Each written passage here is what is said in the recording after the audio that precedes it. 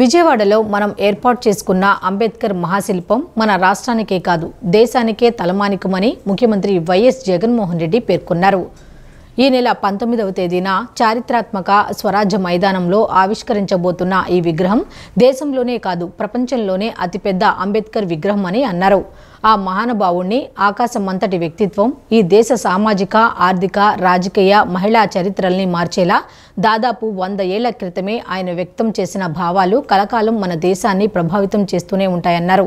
బాధ్యతతో ఆయన భావాల మీద అచంచల విశ్వాసంతో వాటిని మన నవరత్నాల్లో అనుసరిస్తున్న ప్రభుత్వంగా ఏర్పాటు చేసిన ఈ విగ్రహ ఆవిష్కరణ సందర్భంగా 19వ తేదీన అందరూ స్వచ్ఛందంగా తరలి రావాలని కోరారు. విజయవాడలో మనం ఏర్పాటు చేసుకున్న అంబేద్కర్ గారి మహాశిల్పం మన రాష్ట్రానికే కాదు దేశానికి కూడా ఇది తలమానికం. ఇది స్టాచ్యూ ఆఫ్ సోషల్ జస్టిస్, ఇది సామాజిక న్యాయ మహాశిల్పం. ఈ నెల 19వ తారీఖున చారిత్రక స్వరాజ్య మైదానంలో ఆవిష్కరించబోతా ఉన్న ఈ విగ్రహం దేశంలోనే కాదు ప్రపంచంలోనే అతిపెద్ద అంబేద్కర్ గారి విగ్రహం. ఇది 81 అడుగుల వేదిక మీద ఏర్పాటు చేసిన 125 అడుగుల మహాశిల్పం. అంటే మొత్తం మీద 206 అడుగుల ఎత్తైన విగ్రహం ఇది.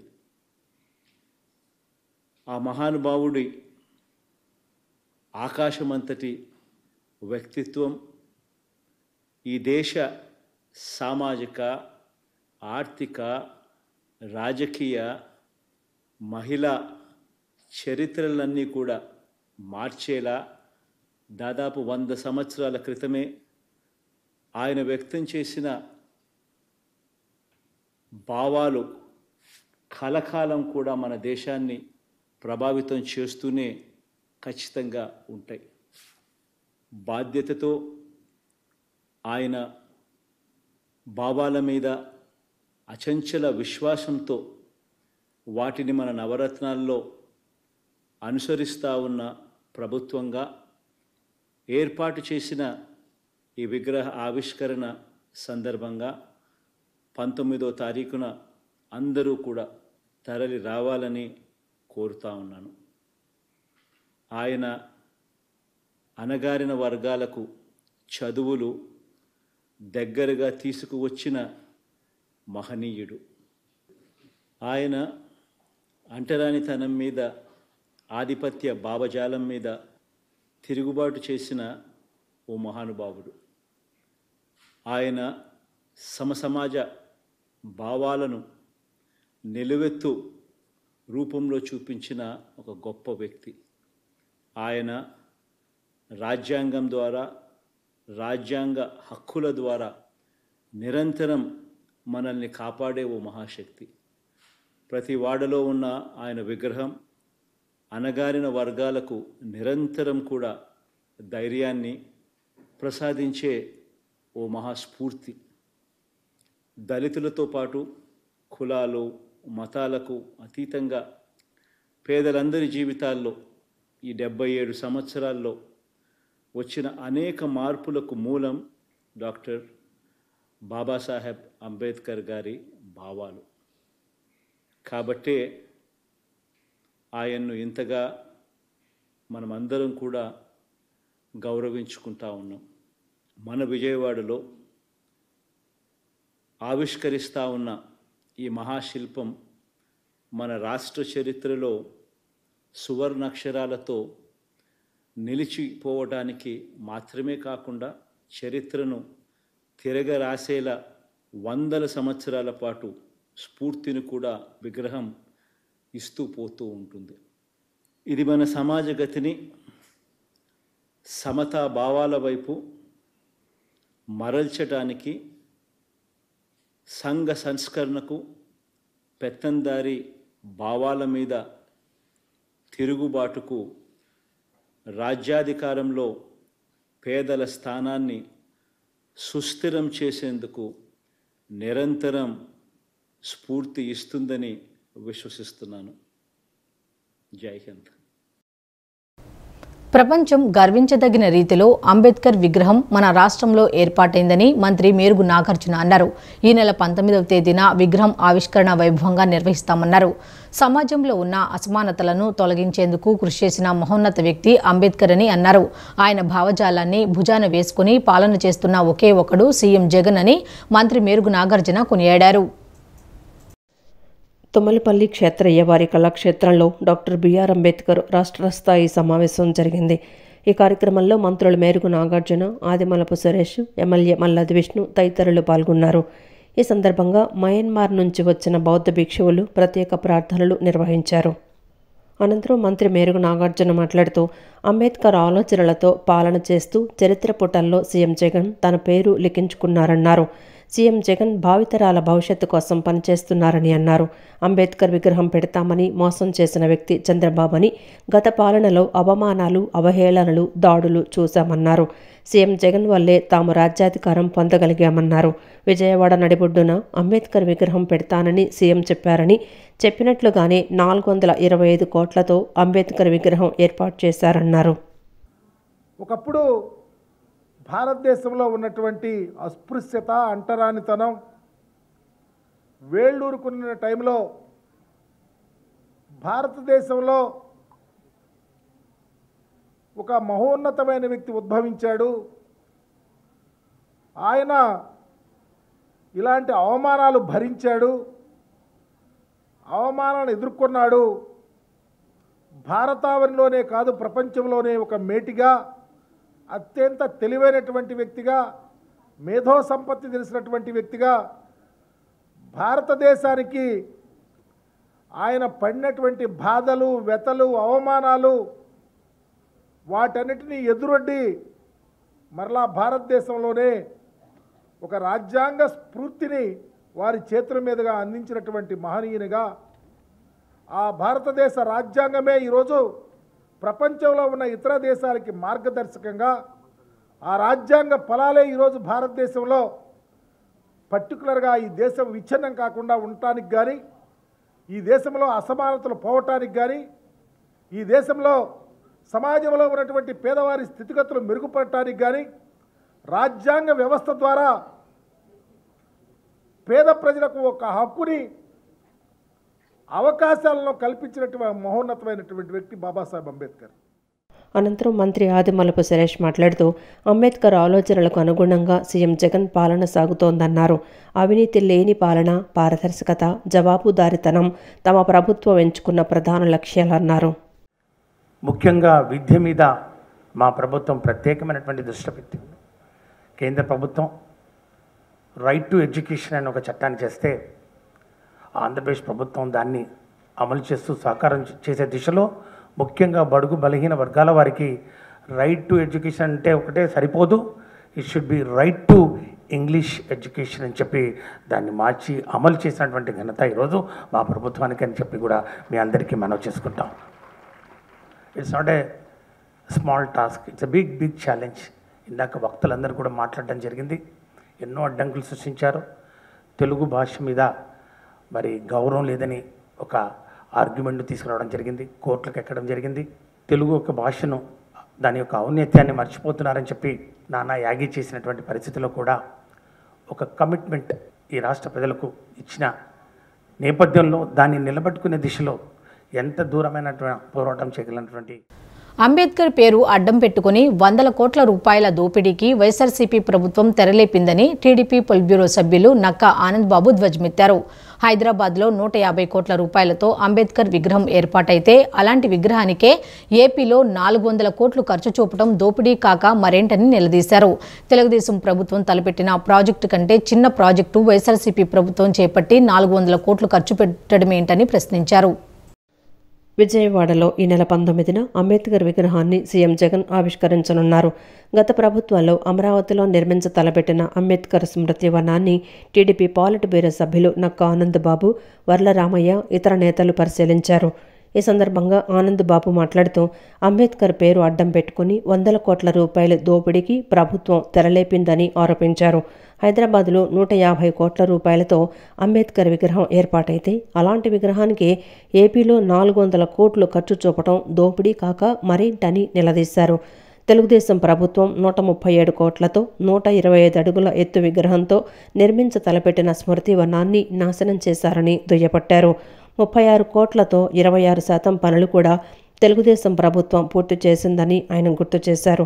తెలుగుదేశం ప్రభుత్వం తలపెట్టిన ప్రాజెక్టు కంటే చిన్న ప్రాజెక్టు వైఎస్ఆర్సీపీ ప్రభుత్వం చేపట్టి 400 కోట్ల ఖర్చు చూపెట్టడమేంటని ప్రశ్నించారు. ప్రభుత్వ కనుసన్నల్లోనే అంబేద్కర్ విగ్రహాలు దోపిడీకి గురయ్యాయని ఆరోపించారు. చూపారు ఆ రోజు.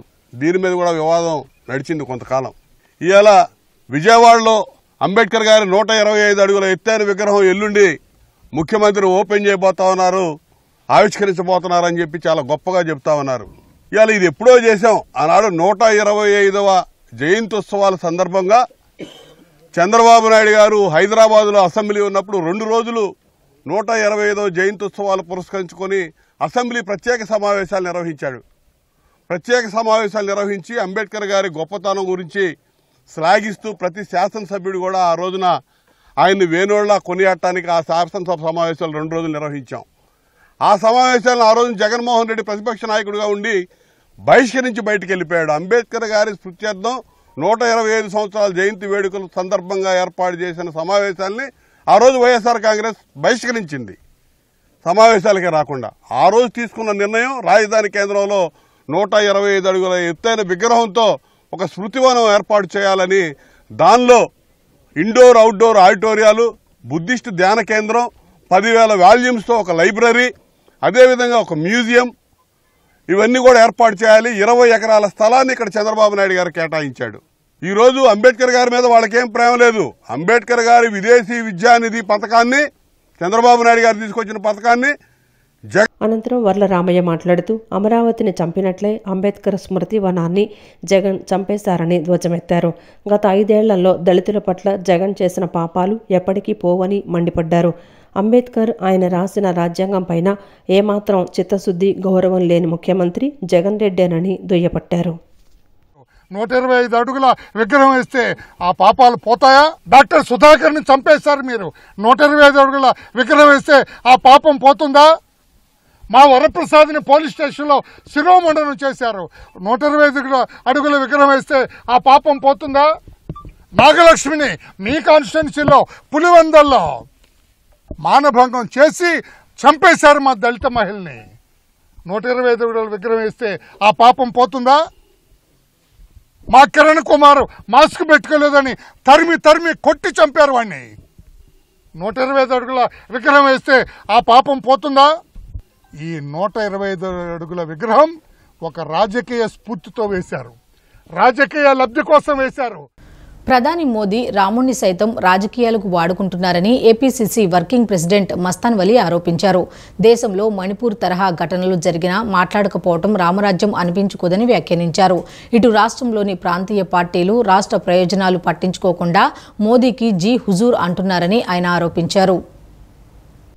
విజయవాడ ఆంధ్రరత్న భవన్లో APCC working president Mastan Vali విలేకరుల సమావేశం ఏర్పాటు చేశారు.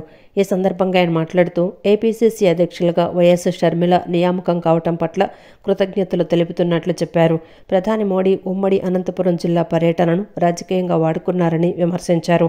బీజేపీ అంటే బాబు, జగన్, పవన్ అని మరోసారి రుజువైందన్నారు. రామరాజ్యం పాలన దిశగా తమ పాలన సాగుతోందని మోడీ చెప్పడం హాస్యాస్పదమని అన్నారు.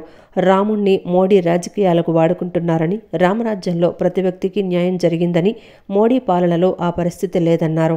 మణిపూర్లో రాహుల్ గాంధీ జోడో న్యాయయాత్ర చేపట్టారని, అందుకు కారణం మణిపూర్లో చెలరేగిన దమనకాండని అన్నారు.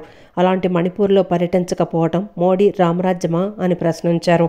గోద్రా అల్లర్లు పట్టించుకోలేదని, మోడీది రామరాజ్యం కాదని వ్యాఖ్యానించారు. రాష్ట్ర ప్రయోజనాలను జగన్ మోడీ కాళ్ల వద్ద తాకట్టు పెట్టారని విమర్శించారు. రాష్ట్రానికి అపర సంజీవిని లాంటి ప్రత్యేక హోదా ఇచ్చే ఆలోచన చేయలేదన్నారు. మోడీ మెడలు వంచి ప్రత్యేక హోదా తెస్తానని జగన్ ఎందుకు పట్టించుకోవటం లేదన్నారు. లార్డ్ రామా అంటే ఈ దేశంలో ప్రతి ఒక్కరికి గౌరవం, మతాలకు అతీతంగా కులాలకు అతీతంగా లార్డ్ రామాని ప్రతి ఒక్కళ్ళు గౌరవించుకునేటటువంటి సాంప్రదాయం భారత జాతికి ఉన్నటువంటి పరిస్థితి.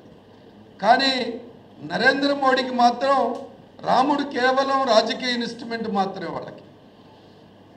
ఆ ఇన్స్ట్రుమెంట్లో భాగమే ఇవాళ ఈ దేశంలో ప్రతిష్టాత్మకమైనటువంటి శంకరాచార్యుల యొక్క వారసత్వంలో ఉన్నటువంటి 4 పీఠాధిపతులు అయోధ్య దేవాలయ మహాదేవాలయాన్ని ప్రారంభంలో మేము దాన్ని బహిష్కరిస్తున్నాం, అసంపూర్ణంగా కట్టినటువంటి అయోధ్య గుడిని మేము బహిష్కరిస్తున్నాం అని చెప్పినటువంటి మాట. కానీ ఇవాళ మరలా తెలుగు ప్రజల్ని రామరాజ్యం పాలన పేరు మీద మోసం చేసేటటువంటి ప్రక్రియని మరలా మీ ద్వారా ఈ రాష్ట్ర ప్రజలకు తెలియజెప్పాలనేటటువంటి ప్రయత్నం. రామరాజ్యం అంటే రాముడు ఆ రోజు ఒక భగవంతుడిగా రాజుగా దేశంలో ఉన్నటువంటి ప్రతి పేదవాడికి, దేశంలో ఉన్నటువంటి ప్రతి నిమ్న జాతీయులు కూడా న్యాయం జరగడం కోసం మారువేషాల్లో కూడా పంపించి ప్రతి ఆంధ్రప్రదేశ్ను తలలేని రాష్ట్రంగా చేసి అమరావతిని కించపరిచే విధంగా మాట్లాడే జగన్మోహన్ రెడ్డి నాయకత్వంలో ఇమడలేక వైసీపీ నాయకులు బొప్పన బావుకుమార్ ఆ పార్టీని వీడి తెలుగుదేశం పార్టీలోకి వస్తున్నారని ఎమ్మెల్యే గద్దె రామ్మోహన్ అన్నారు. ఆయన్ని మనస్ఫూర్తిగా పార్టీలోకి ఆహ్వానిస్తున్నట్లు తెలిపారు.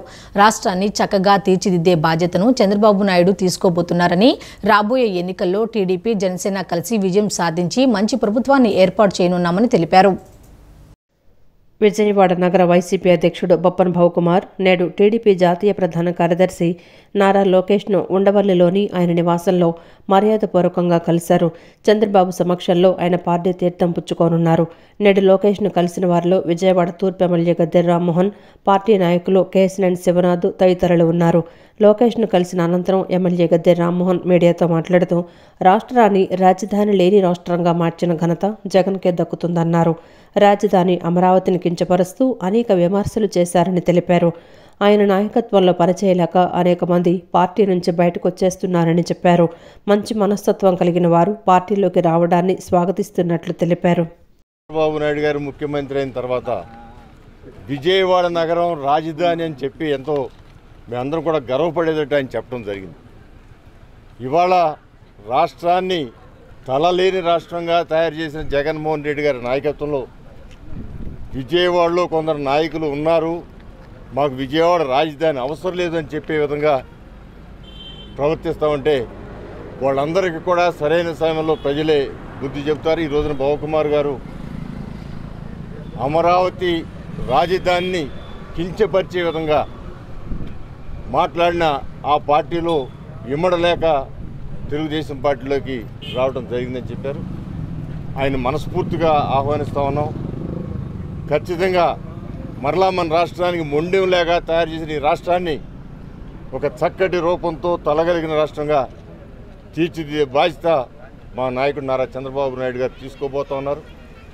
3 నెలల్లో జరిగే ఎన్నికల్లో అత్యధిక మెజారిటీతో మరలా ముఖ్యమంత్రిగా నారా చంద్రబాబు నాయుడు గారు, అదేవిధంగా టీడీపీ జనసేన ఐక్యతతో ముందుకు వెళ్ళి ఒక చక్కటి ప్రభుత్వాన్ని ఏర్పాటు చేయబోతూ ఉంది. దానికి సిగ్నల్సే ఈ విధంగా అనేక మంది పార్టీలోకి రావటం కానీ, అది కూడా మంచి మనస్తత్వం కలిగిన వాళ్ళు పార్టీలోకి రావడం జరుగుతూ ఉంది. దీన్ని మేము ఖచ్చితంగా ఆహ్వానిస్తూ ఉన్నాం.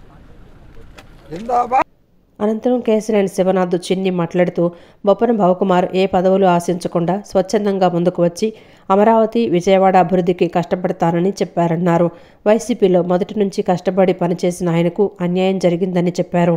టీడీపీలో ఆయనకు సముచిత గౌరవం లభిస్తుందన్నారు. కొంతమంది నాయకులు వైసీపీలోకి వెళ్తూ టీడీపీ 60% ఖాళీ అవుతుందని వ్యాఖ్యానించారని, వారికి త్వరలో చూపించబోతున్నామని, 80% వైసీపీ ఖాళీ కాబోతోందని తెలిపారు. టీడీపీ తప్పకుండా ఘన విజయం సాధిస్తుందన్నారు. మా నాయకుడు గద్దె రామ్మోహన్ రావు రాజధానిలో బావుకుమార్ గారు వచ్చి లోకేష్ గారిని కలవడం జరిగింది. వారు ఏ పదవులు ఆశించకుండా స్వచ్ఛందంగా వచ్చి తన ప్రాంతమైన అమరావతి అభివృద్ధి కోసం, అంతేకాకుండా విజయవాడ అభివృద్ధి కోసం వారు కష్టపడతానని చెప్పారు. వారికి ముందుగా ధన్యవాదాలు తెలుపుకుంటున్నాం.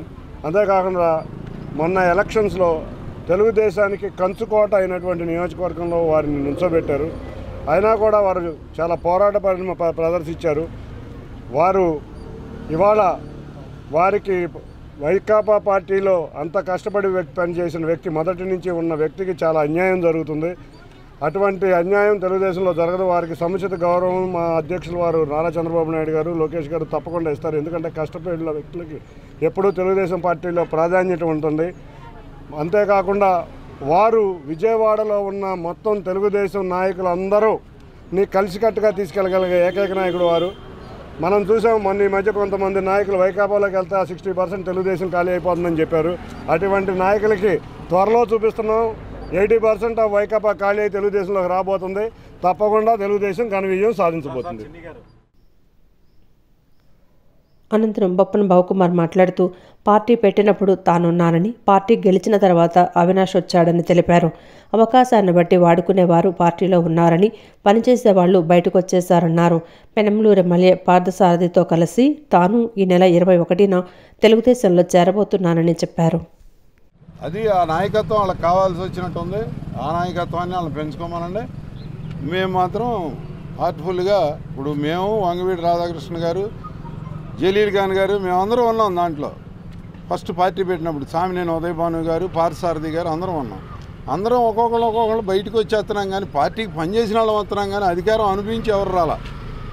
ఈ 4 ఏళ్లలో నేనేమన్నా అధికారం అనుభవించానా ఏదన్నా దాంట్లో? ఏం లేదు కదా. ఇంకా అవకాశవాదం ఏముంది దాంట్లో? అదేమీ లేదు. బలహీన వర్గాలకి అన్ని పార్టీలు ఇస్తాయి.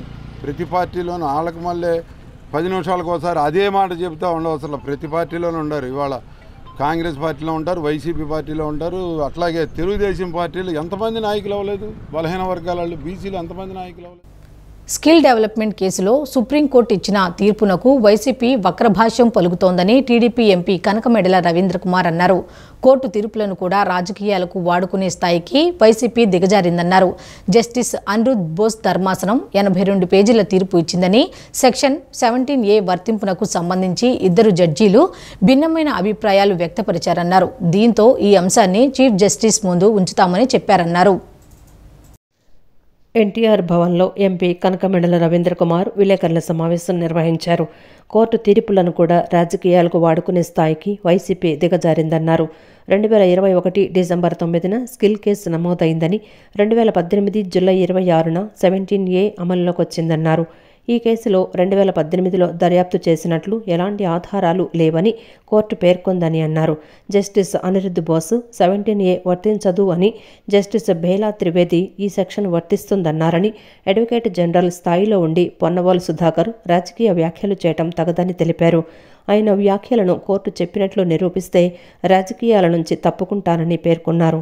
సీఎం జగన్ కోర్టుల్లో స్టే తెచ్చుకొని పబ్బం గడుపుతున్నారని తెలిపారు. ఆయన జేబు సంస్థ సిఐడి చంద్రబాబుపై తప్పుడు కేసులు పెట్టిందని విమర్శించారు. అమెండ్మెంట్కు ముందు విచారణ కానీ ఇన్వెస్టిగేషన్ కానీ ప్రారంభమైనట్టు చెప్పలేదు. అందువల్ల ఇది అప్లై కాదు అని చెప్పారు. 2018కి పూర్వం జరిగిందని చెప్తున్నారు కాబట్టి అది కాదు క్రైటీరియా. ఎప్పుడైతే విచారణ ప్రారంభిస్తారో, ఎంక్వైరీ ప్రారంభిస్తారో ఆ రోజు నుంచి అప్లై అవుతుంది కనుక ఈ 17A అప్లై కాదు అని చెప్పేసి జడ్జి గారు చెప్పడం జరిగింది. The starting point of enquiry are enquiry and investigation is the criteria అని అన్నారు. ఇది అనిరుద్ధ బోస్ గారు చెప్పినటువంటిది. ఇకపోతే బేలా త్రివేది గారు చెప్పారు the entire controversy 17A apply కాదు, అదే దాని మీద మేము డిస్కస్ చేశామని. బేలా త్రివేది గారి జడ్జిమెంటు చంద్రబాబు నాయుడు గారు లాయర్లు చేసినటువంటి వాదనని యాక్సెప్ట్ చేయకుండా ఆవిడ వేరే భిన్నమైన తీర్పు ఇచ్చింది. తప్పులేదు, అది ఎవరైనా ఆవిడ అభిప్రాయం, అది వాళ్ళకి అప్లై అవుతుంది అని చెప్పి రాశారు. 17A ఒక్కది ఉన్నటువంటి కేసులో దానికేమి ఎఫెక్ట్ కాదు, ఇన్వెస్టిగేషన్ చేసుకోవచ్చు. అలాగే 17Aకి సంబంధించినటువంటిది తప్పనిసరిగా ఈ కేసులో అప్లై కాదు, నేను హైకోర్టు ఇచ్చినటువంటి తీర్పును సమర్థిస్తున్నాను అని చెప్పేసి ఆమె చెప్పింది. ఈ 2 భిన్నమైన వాదనల తీర్పు ప్రకారం అడ్వకేట్ జనరల్ అనేది ఒక రాజ్యాంగపరమైనటువంటి పోస్టు. అది రాజకీయాలకు సంబంధం లేనిది, ప్రభుత్వానికి సంబంధించింది. ఆయన జగన్కు విధేయుడిగా ఉండవచ్చు, ఆయన కుటుంబ సభ్యులకు కూడా విధేయుడిగా ఉండవచ్చు, మాకెవరికి అభ్యంతరం లేదు.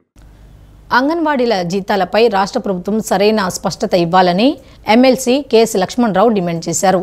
తెలంగాణ కంటే 1000 రూపాయలు ఎక్కువ జీతం ఇస్తామని అంగన్వాడీలకు హామీ ఇచ్చిన జగన్ ఈరోజు తెలంగాణలోని వారి కంటే తక్కువగా కేవలం 11,500 రూపాయలు ఇవ్వడం దారుణమన్నారు. అంగన్వాడీల సమస్యలపై పీడీఎఫ్ ఎమ్మెల్సీలుగా తమ పోరాటం సాగుతుందని, అంగన్వాడీలకు మద్దతు ఉంటుందని స్పష్టం చేశారు. అంగన్వాడీల జీతాలపై రాష్ట్ర ప్రభుత్వం సరైన స్పష్టతనివ్వాలని ఎమ్మెల్సీ కేఎస్ లక్ష్మణరావు డిమాండ్ చేశారు. తమ సమస్యల పరిష్కారం పట్ల ప్రభుత్వం అవలంబిస్తున్న మొండి వైఖరికి నిరసనగా నేటి నుండి అంగన్వాడీలు నిరవధిక నిరాహార దీక్షలు చేపట్టారు.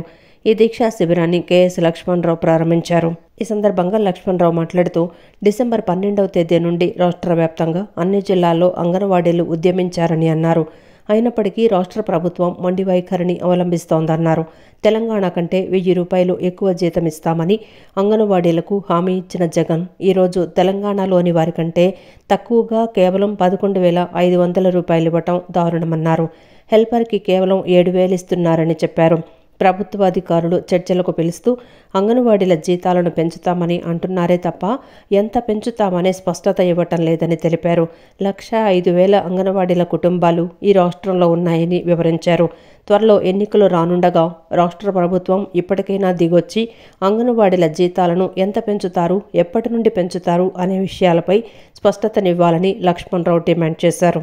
అంగన్వాడీలు ఈ రోజు నుంచి ప్రారంభించిన నిరవధిక దీక్షకి పీడీఎఫ్ ఎమ్మెల్సీలుగా మేము సంపూర్ణ మద్దతు ప్రకటిస్తా ఉన్నాం. అంగన్వాడీలు కోరుతుంది ఈరోజు 11,500 ఇస్తున్నారు, 7,000 హెల్పర్కి ఇస్తున్నారు. ఆ వేతనం ఎంత పెంచుతారు? వేతనం పెంచితేనే ఈ సమ్మె ఆగుద్ది. వేతనం పెంచడం ఎంత అనేది ప్రభుత్వం స్పష్టత ఇవ్వడం లేదు. వేతనం పెంచకుండా మేము 10,000 ఇస్తున్నాం, 10 డిమాండ్లు పరిష్కరించుదామని చెప్తుంది. ఇది మాకు అంగీకారం కాదు. వేతనం పెంచే విధంగా ప్రభుత్వం చర్యలు తీసుకోవాలని మేము డిమాండ్ చేస్తూ ఈ ఉద్యమానికి సంపూర్ణ మద్దతు ప్రకటిస్తాం. అనంతరం అమరావతి జేఏసీ అధ్యక్షులు బొప్పరాజు వెంకటేశ్వర్లు మాట్లాడుతూ అంగన్వాడీలు గొంతమ్మ కోరికలు కోరడం లేదని, కనీస వేతనం మాత్రమే ఇమ్మంటున్నారని చెప్పారు. 11 డిమాండ్లలో 10 డిమాండ్లు పరిష్కారం చేశామని, ప్రభుత్వం ప్రజలకు తప్పుడు సంకేతాలు పంపిస్తున్నారని అన్నారు. ప్రభుత్వం కేవలం 4 డిమాండ్లు మాత్రమే అమలు చేసిందని, అందులో 2 కూడా సర్వీస్కు సంబంధించినవని చెప్పుకొచ్చారు. 2 అంశాలు వయసుకు సంబంధించినవి. అంటే రిటైర్మెంట్ వయసు పెంచడం అదొక పెద్ద సమస్య పరిష్కారమా? అంటే 60 నుంచి 62 చేస్తే అది పరిష్కారమా? అసలు 62 మేము అడిగామా ప్రభుత్వం? అసలు మేమే అడగరా, నువ్వే పెంచావు. సో అదొక పరిష్కారం అట. తర్వాత 45 ఏళ్ళకి ప్రమోషన్లో ఏదైనా వస్తే దాంట్లో వయసు పెంచితే అదొక పరిష్కారమా? అదొక పరిష్కారం, అదొక సమస్య మనకి. అంటే 2 సమస్యలు కేవలం ప్రభుత్వం దగ్గర ఉన్నదే పరిష్కరించారు. మిగిలిన 2 సమస్యలు చూస్తే అవి ఇప్పుడు మనకు పనికొచ్చే కాదు. ఎప్పుడో రిటైర్ అయితే రిటైర్మెంట్ బెనిఫిట్స్ పెంచుతారట. అంటే ఎప్పుడో జరిగేటువంటి అంశం. విదేశీ పెట్టుబడుల్ని ఆకర్షించడంలో ముఖ్యమంత్రి జగన్మోహన్ రెడ్డి ఘోరంగా విఫలమయ్యారని టీడీపీ నేత పట్టాభిరామ్ ఆరోపించారు. అంతర్జాతీయ వేదికపై దేశ ప్రతిష్టను జగన్ దిగదార్చారని దుయ్యబట్టారు. తెలుగుదేశం హయాంలో 5 ఏళ్లలో 65,000 కోట్ల విదేశీ పెట్టుబడులు తీసుకువస్తే జగన్ రెడ్డి 4 ఏళ్ల పాలనలో తీసుకువచ్చింది కేవలం 6,679 కోట్లేనని పట్టాభి విమర్శించారు. జగన్ వైఫల్యం రాష్ట్రానికి శాపంగా మారిందని ఆరోపించారు. విదేశీ పెట్టుబడులు ఆకర్షించడంలో దేశంలోనే ఆంధ్రప్రదేశ్ అట్టడుగు స్థానంలో ఉంటే రాష్ట్రంలో ఉపాధి అవకాశాలు ఎలా వస్తాయని టీడీపీ నేత పట్టాభిరామ్ నిలదీశారు. విదేశీ పెట్టుబడుల ఆకర్షణలో సీఎం జగన్ ఘోరంగా విఫలమయ్యాడని, అంతర్జాతీయ వేదికపై దేశ ప్రతిష్టను జగన్ దిగదార్చారని పేర్కొన్నారు. గతంలో దావోస్ అని చెప్పి నేరుగా లండన్కు వెళ్లిన ఘనత జగన్దని ఈ సందర్భంగా గుర్తు చేశారు. 2015లో జరిగిన ప్రపంచ ఆర్థిక సదస్సులో చంద్రబాబు ప్రసంగించారని, 2016, 2017లో దావోసు సదస్సుకు చంద్రబాబును ఆహ్వానించారని పట్టాభి గుర్తు చేస్తూ ఏ ఒక్క అవకాశాన్ని కూడా వదలకుండా ఏటా సదస్సుకు హాజరయ్యారని తెలిపారు. ముఖ్యమంత్రి గారు పర్యటనకు బయలుదేరారు. కానీ ఆ రోజున వచ్చినటువంటి వార్తలు ఏంటంటే, ఈయన గారు విజయవాడ నుంచి ప్రత్యేక విమానంలో స్పెషల్ ఫ్లైట్ వేసుకుని కొన్ని కోట్ల రూపాయలు తగలేసి ఈయన దావోస్ అని చెప్పి బయలుదేరాడు స్విట్జర్లాండ్కి. కానీ వెళ్ళింది ఎక్కడికండి? లండన్కి. సీఎం వెళ్ళింది ఎక్కడికి? చెప్పింది దావోస్కు, దిగింది లండన్లో. దావోస్కి అని చెప్పి బయలుదేరి విమానాన్ని నేరుగా లండన్ తీసుకువెళ్ళి అక్కడ తన కుమార్తెను కలిశారా, లేదంటే ఆయన వ్యాపార విదేశీ దొంగ పెట్టుబడులన్నీ చాలా దేశాల్లో ఉన్నాయి కదండి, మరి ఆ లెక్కలు చూసుకోవడానికి లండన్ వెళ్ళాడా? అది ఈ రోజుకి కూడా $1 మిలియన్ క్వశ్చన్. దావోస్కి అని చెప్పి నేరుగా లండన్లో దిగి మళ్ళీ అక్కడి నుంచి బయలుదేరి అప్పుడు మళ్ళీ దావోస్కి వచ్చినటువంటి పరిస్థితి. అంటే మన దేశం నుంచి దావోస్కి వెళ్ళాలంటే వయా లండన్ వెళ్ళాలా? ఆ రోజున అందరూ కూడా ఆశ్చర్యపోయారు. ఇన్ని కోట్ల రూపాయలు తగలేసి ఫ్యామిలీని అంతా మళ్ళీ లండన్లో ఉన్నటువంటి కుమార్తెను కూడా ఎక్కించుకుని భార్యా పిల్లలందరూ మళ్ళీ దావోస్కి వచ్చి స్విట్జర్లాండ్లో హాలిడే. కోడికత్తి కేసులో సీఎం జగన్ కోర్టుకు వచ్చి సాక్ష్యం చెప్పాలని కేసులోని నిందితుడు జునుపల్లి శ్రీనివాస్ అలియాస్ కోడికత్తి శ్రీను రేపటి నుండి జైల్లో ఆమరణ దీక్ష చేయనున్నట్లు అతని తల్లి సావిత్రమ్మ ప్రకటించారు. తన కుమారునికి మద్దతుగా తమ కుటుంబం కూడా ఆమరణ నిరాహార దీక్ష చేయనున్నట్లు వెల్లడించారు. రేపు దుర్గమ్మ దర్శనం అనంతరం ఆమరణ దీక్షకు దిగుతున్నట్లు చెప్పారు. కోడికత్తి కేసులో తన కుమారుడు సుమారు 5 ఏళ్లుగా జైల్లో మగ్గిపోతున్నాడని నిందితుడు శ్రీనివాసరావు తల్లి సావిత్రి ఆవేదన వ్యక్తం చేశారు. అతడికి ఏమవుతుందోనని భయంగా ఉందని కన్నీరు పెట్టుకున్నారు. విజయవాడ గాంధీనగర్ ప్రెస్ క్లబ్లో నిర్వహించిన మీడియా సమావేశంలో ఆమె మాట్లాడుతూ విశాఖ జైలులో రేపటి నుంచి నిరాహార దీక్ష చేయనున్నట్లు శ్రీనివాసరావు తమకు చెప్పినట్లు తెలిపారు. తమకు న్యాయం చేయాలని సావిత్రి కోరారు. నిందితుడు దళితుడు కాబట్టే ఇప్పటి వరకు న్యాయం జరగలేదని అతడి సోదరుడు సుబ్బరాజు ఆవేదన వ్యక్తం చేశారు. సాక్ష్యం చెప్పేందుకు సీఎం జగన్ కోర్టుకు రావడం లేదన్నారు. సీఎం మా జిల్లాకు వస్తే ఒకరోజు ముందే మమ్మల్ని అరెస్టు చేస్తున్నారని అన్నారు. శ్రీను ఫోన్ చేసి జైలులో నిరాహార దీక్ష చేపడుతున్నట్లు చెప్పాడని, తమ కుటుంబం కూడా విజయవాడలో దీక్ష చేపడుతుందన్నారు. రేపు దుర్గమ్మ దర్శనం చేసుకుని దీక్షకు కూర్చుంటామని వారు తెలిపారు. నా కొడుకు 5 సంవత్సరాలు అయిందండి, జైల్లోనే ఉన్నారండి, జైల్లో పెట్టించారండి ముఖ్యమంత్రి గారు. 5 సంవత్సరాలు మట్టించి కోర్టుకు రమ్మంటే రావట్లేదు, సాక్ష్యం చెప్పమంటే చెప్పట్లేదండి. నా కొడుకు అందులోనే 5 సంవత్సరాలకి ఉన్నారండి, 5 సంవత్సరాలు మట్టించి అందులోనే మగ్గిపోతున్నారండి. రమ్మంటే రారండి, సాక్ష్యం చెప్పరండి. మాకు ఏదో నా కొడుకుని విడుదల చేసి మా కుటుంబం ఆదుకుంటారని ముఖ్యమంత్రిని అడుగుతున్నాను. నా కొడుకు జైల్లో ఉండి ఫోన్ చేశారండి, అమ్మ నేను ఇక్కడ దీక్ష చేస్తున్నాను, అన్నయ్య నువ్వు వెళ్ళి విజయవాడలో దీక్ష చేయండి అమ్మ అని చెప్పారండి. నా కొడుకు శ్రీనివాసరావు చేస్తామండి అని వచ్చేది చెప్పినాక మేము వెళ్ళమండి, ఇక్కడే ఉంటామండి, ఇక్కడే చేస్తామండి. కేవలం జగన్మోహన్ రెడ్డి గారు ఎలక్షన్లో లబ్ధి పొంది నా సోదరుడైన నా తమ్ముడు కోడికత్తి కేసు అని పెట్టి లబ్ధి పొంది ముఖ్యమంత్రి అయ్యారు. ఆయన 5 సంవత్సరాల నుంచి నా సోదరుడైన శ్రీనివాసరావుని జైలు నుంచి విడుదల కావట్లేదు. ఈయన కోర్టుకి వెళ్ళరు, సాక్ష్యం చెప్పరు. ఒకవేళ మా లాయర్ గారు ఎంత కృషి చేసినా కోర్టులు కూడా మొరాయించి జడ్జిలు కూడా న్యాయం జరపాల్సిన జడ్జిలు కూడా చేయట్లేదు. కేవలం ఏంటంటే ఒక దళితుడు అనే వివక్ష కూడా మన రాష్ట్రంలో న్యాయస్థానాలు కూడా చూపించున్నాయి. అలాగని హుండాయ్ మోటార్ మార్కెట్లో ఎప్పటికీ తన లీడర్షిప్ను తప్పకుండా నిలబెట్టుకుంటుందని అన్నారు. కొత్తగా మార్కెట్లోకి విడుదల చేసిన Hyundai SUV Creta facelift second generation additional booking తీసుకువస్తుందని ఆశాభావం వ్యక్తం చేశారు. కారు వినియోగదారులు ఎంతగానో ఆసక్తిగా ఎదురుచూస్తున్న Hyundai motor India SUV second generation Creta facelift Vijayawada మార్కెట్లోకి వచ్చేసింది. నగరంలోని MG రోడ్లో ఉన్న హుండాయ్ షోరూం నందు న్యూ క్రెటా ఫేస్ లిఫ్ట్ కొత్తగా కారును RDO Remalli Praveen, SBI circle manager VR Sharma, Hyundai showroom MD CH Siddhartha, marketing sales director Venkatareddy, ASM నందకిషోర్లు కలిసి కొత్తగా కారును విడుదల చేశారు. అనంతరం RDO ప్రవీణ్ మాట్లాడుతూ కొత్త హుండాయ్ కారు మార్కెట్లో విడుదల చేయడం చాలా సంతోషంగా ఉందన్నారు. కారు కొనుగోలు చేసిన ప్రతి కస్టమర్కు రోడ్డును సేఫ్గా వినియోగించుకునే విధంగా క్రెటా ఫేస్ లిఫ్ట్ కారు మంచిగా సహకరించాలని కోరారు. క్రెటా కార్లు కొనుగోళ్లు బాగా జరిగి డీలర్షిప్ మరింత అభివృద్ధి చెందాలని ఆకాంక్షించారు. హుండాయ్ క్రెటా ఇవాళ లాంచ్ చేయడం చాలా సంతోషంగా ఉంది. ఈ క్రెటా రోడ్ యూజర్స్కి చాలా సేఫ్గా ఉండాలని, రోడ్ సేఫ్టీకి ఇది ఒక ఎడిషన్ అవ్వాలని, ఈ కార్ కొన్న ప్రతి కస్టమర్ కూడా చాలా సేఫ్గా రోడ్ యూజ్ చేసేలాగా ఈ కార్ హెల్ప్ చేయాలని కోరుకుంటున్నాను. అలాగే ఈ కార్ సేల్స్లో ఈ డీలర్షిప్ కూడా మంచిగా ఎడిషన్ అవ్వాలని కోరుకుంటూ ఆల్ ది బెస్ట్ తెలుపుతున్నాను. Thank you.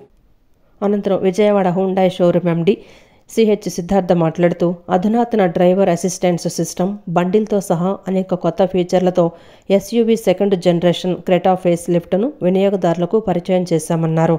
2024 Creta facelift పూర్తిగా రీడిజైన్ చేయబడిన ఫ్రంట్ ఫాసియాను కలిగి ఉంటుందని, వినియోగదారుల కోసం 7 వేరియంట్లతో హోండాయ్ కార్లు అందుబాటులో ఉంచినట్లు సిద్ధార్థ తెలిపారు. బోల్డ్ మరియు విస్తారమైన 3 వరుసల గ్రిప్ అప్డేట్ చేయబడిన ప్రొజెక్టర్, ఎల్ఈడి హెడ్లైట్స్, హెచ్ ఆకారంలో డే టైమ్ రన్నింగ్ లైట్లు, రీడిజైన్ చేయబడిన బంపర్, ఫాగ్ ల్యాంపులు వంటి కీలకమైన మార్పులు చేసినట్లు పేర్కొన్నారు.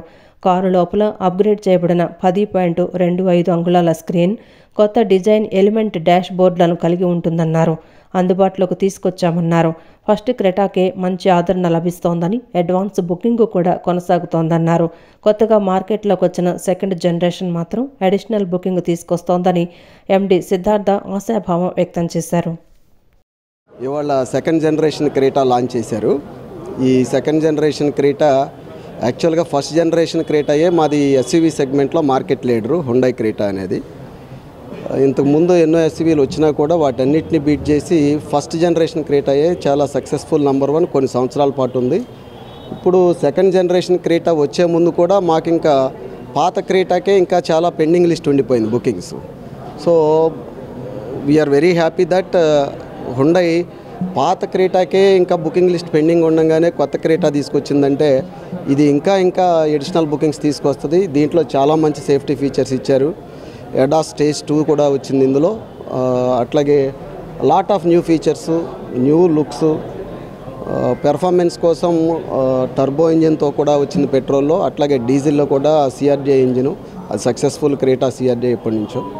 So with all this new features and new Creta డెఫినెట్గా హుండాయ్ మళ్ళీ ఎస్యూవీ సెగ్మెంట్లో దాని లీడర్షిప్ని తప్పకుండా నిలబెట్టుకుంటుంది. ఈ వార్తలు ఇంతటితో సమాప్తం. నమస్కారం.